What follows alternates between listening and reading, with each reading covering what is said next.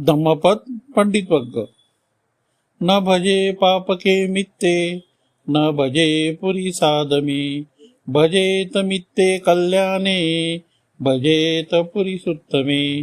शब्दार्थ: न भजे म्हणजे संगत करू नये, पापके म्हणजे पापी दुराचारी, मित्ते म्हणजे मित्र, पुरी साधमे म्हणजे पुरीस अधिक अधमे म्हणजे पुरुष अधिक अधर्मी म्हणजे अधर्मी पुरुष, कल्याणे म्हणजे चांगल्या, पुरीस उत्तमे म्हणजे पुरीस अधिक उत्तमे म्हणजे उत्तम पुरुष, सत्पुरुष, सज्जन।